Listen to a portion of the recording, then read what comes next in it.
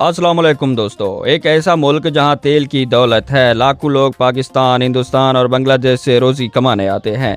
एक मुल्क जहां सल्तनत का हुक्म कानून है, जहां आज़ादी इजहार की हदें हैं, मगर फिर भी ये खलीज फारस का सबसे पुरअमन मुल्क कहलाता है। एक मुल्क जहां 1000 साल पुरानी कश्तियाँ आज भी समंदर चीरती हैं, जहां मवेशी मंडियाँ सुबह की अजान के साथ शुरू हो जाती हैं, जहां पहाड़ों में बसे लोग अभी भी एक ऐसे आबशाई निज़ाम से जिंदा हैं जो 3000 साल पुराना है। आज हम बात करेंगे सल्तनत ओमान की, वो मुल्क जिसके बारे में ज़्यादातर लोग कुछ नहीं जानते, मगर जो जानते हैं वो बार बार जानना चाहते हैं। दोस्तों, जब हम खलीज के ममालिक की बात करते हैं तो जहन में फ़ौरन दुबई की चमक धमक, सऊदी अरब की वसीयत या कतर की दौलत नज़र आती है। सल्तनत मुल्क, जिसे अरबी में सुल्तानिया ओमान कहते हैं, जजीरा नुमा अरब के जनूबी मशरक में वाक़ है। इसकी सरहदें सऊदी अरब, यमन और मुत्तहिदा अरब इमारात से मिलती हैं, जबकि इसके साहिल बहर अरब और खलीज ओमान से टकराते हैं। रकबे के लिहाज से यह खलीज का दूसरा बड़ा मुल्क है, तकरीबन 3 लाख मुरब्बा किलोमीटर पर फैला हुआ है।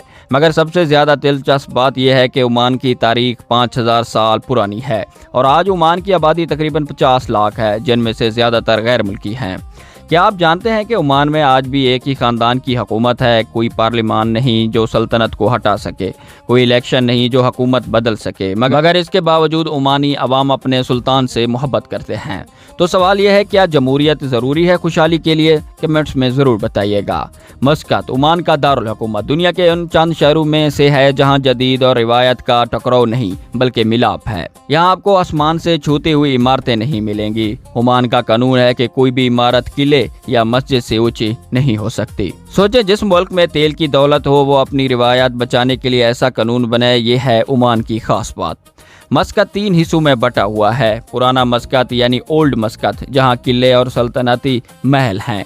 मतरा, जहाँ पुराना बाजार यानी सूक मितार है। और रवि या बूशर, जहाँ जदीद मस्कत बसा है। सूक मतर ये वो बाजार है जहाँ आपको लगता है कि वक्त रुक गया है। तंग गलियाँ, दुकानों पर लटकते चांदी के जेवरात, अतर की खुशबू और दुकानदार जो आपको चाय पिलाकर सौदा देते हैं, यानी पुराने रिवायत की तरह। यहाँ चांदी के खंजर, जिसे अरबी में खंबार या खंजर भी कहते हैं। खंजर ओमानी मर्द की शिनाख्त है। कौमी लिबास के साथ खंजर पहनना इतना लाजमी है जैसे वो पाकिस्तान में शेरवानी।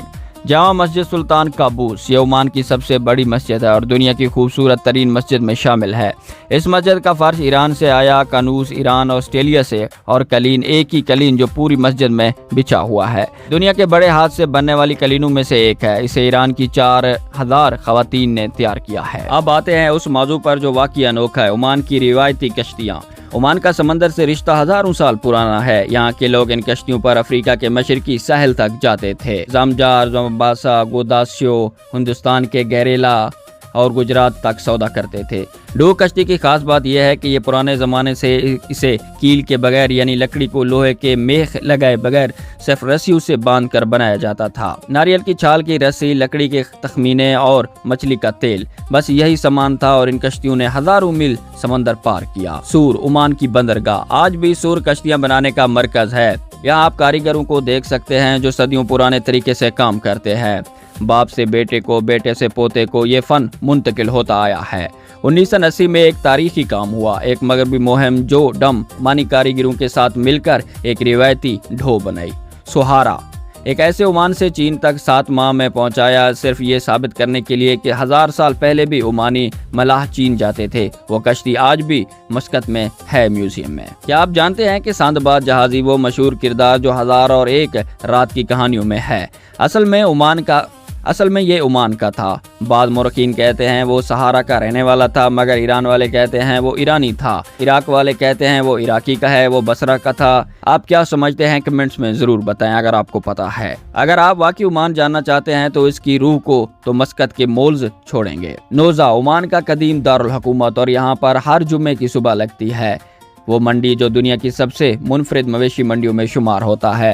सुबह 7:30 बजे से शुरू होती है ये मंडी। बकरियां, ऊंट, गाय सब एक जगह, मगर यहाँ खरीदने का, बेचने का तरीका बिल्कुल मुख्तलिफ है।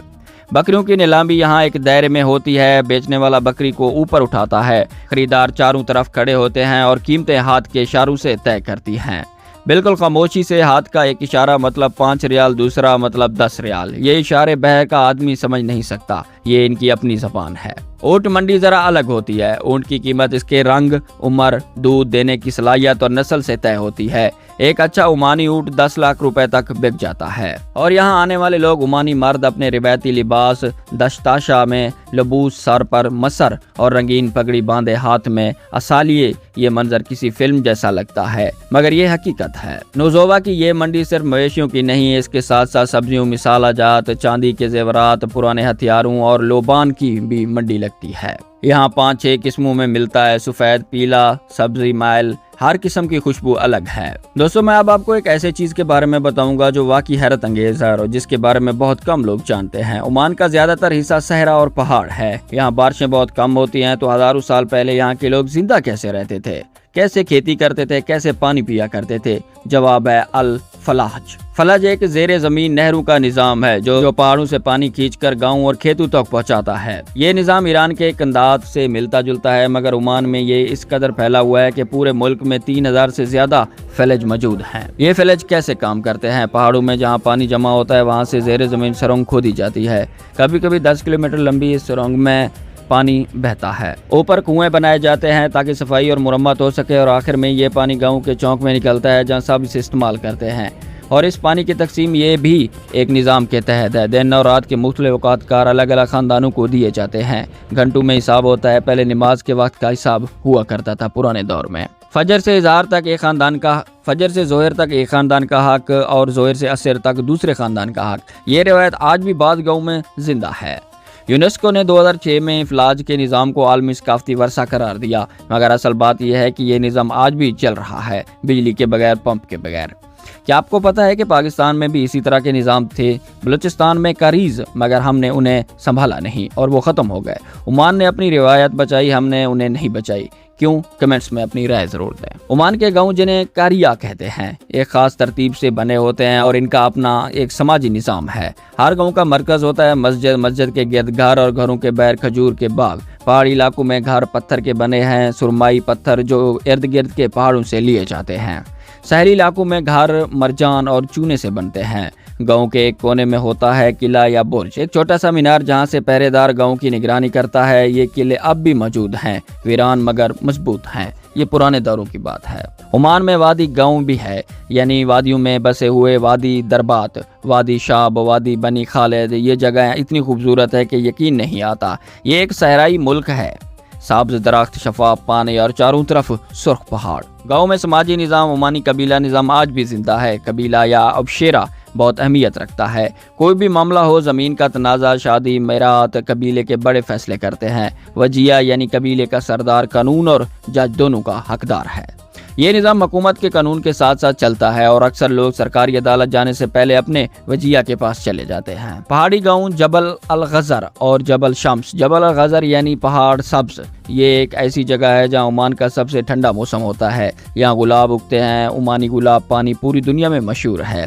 यहाँ के गाँव में लोग अनार, आड़ू और बादाम भी उगाते हैं। जबल शम्स ओमान की सबसे ऊंची जगह, यहाँ से अरब का ग्रेट काइन दिखता है।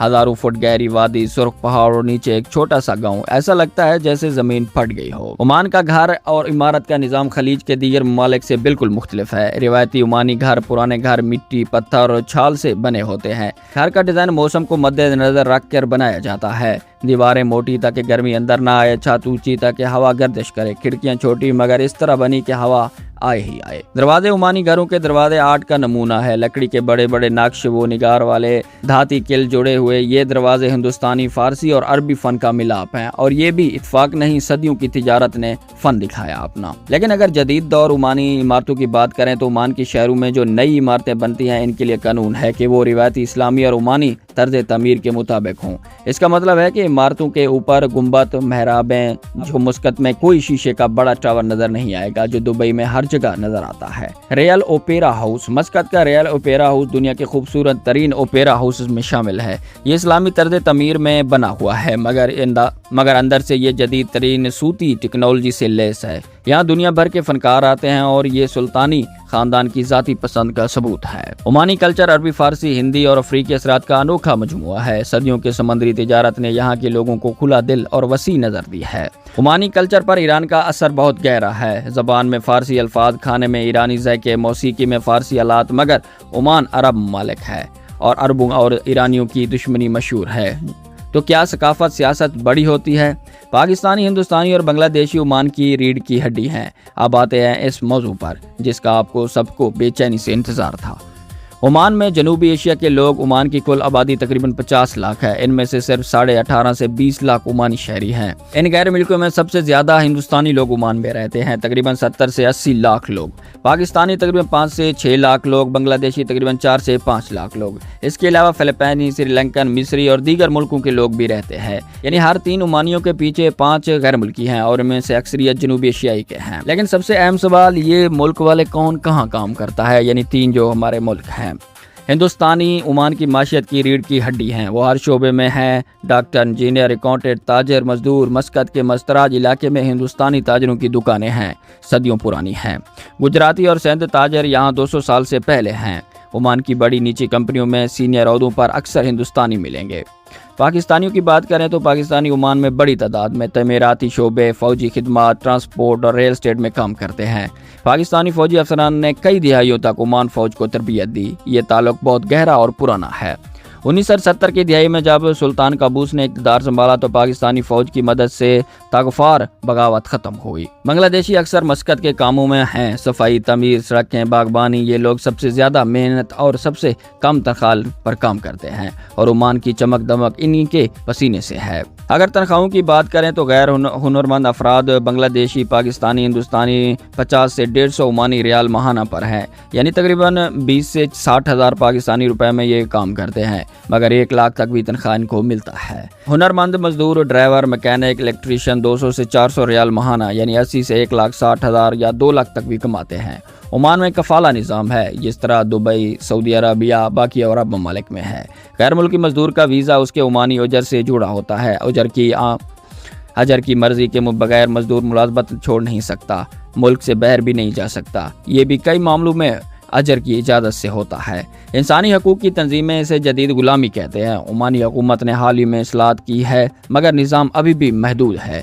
کیا یہ غلامی ہے یا مجبوری؟ کمنٹس میں ضرور بتائیں۔